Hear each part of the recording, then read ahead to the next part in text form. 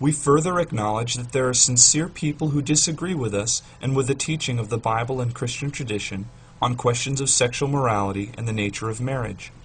Some who enter into same-sex and polyamorous relationships no doubt regard their unions as truly marital.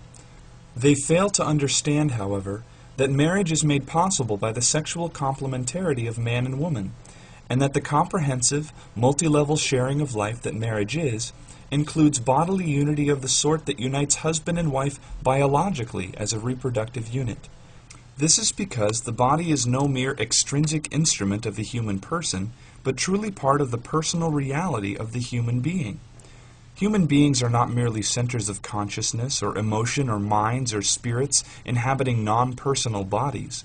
The human person is a dynamic unity of body, mind, and spirit.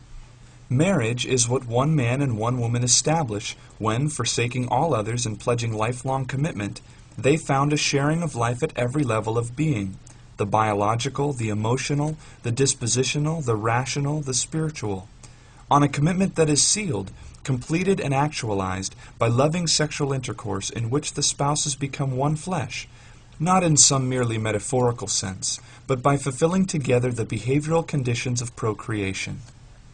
That is why, in the Christian tradition, and historically in Western law, consummated marriages are not dissoluble or annullable on the ground of infertility, even though the nature of the marital relationship is shaped and structured by its intrinsic orientation to the great good of procreation.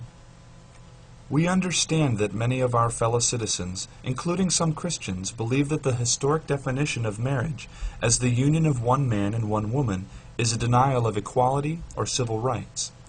They wonder what to say in reply to the argument that asserts that no harm would be done to them or to anyone if the law of the community were to confer upon two men and two women who are living together in a sexual partnership the status of being married. It would not, after all, affect their own marriages, would it?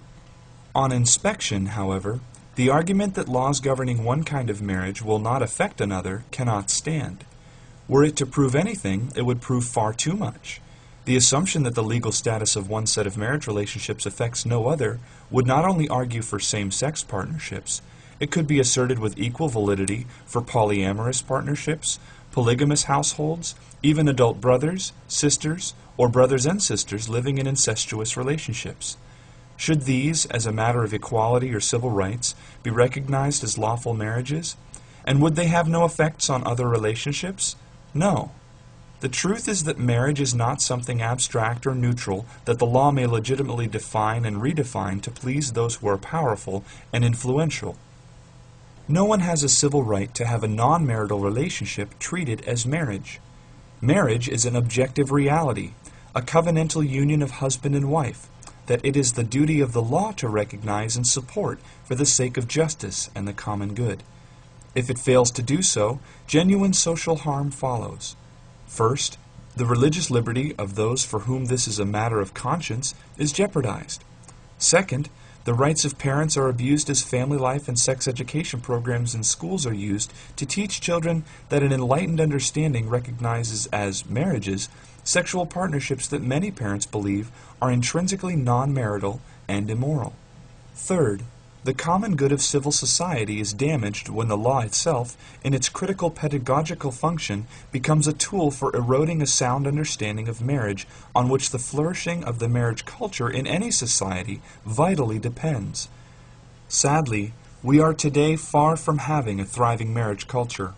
But if we are to begin the critically important process of reforming our laws and mores to rebuild such a culture, the last thing we can afford to do is to redefine marriage in such a way as to embody in our laws a false proclamation about what marriage is.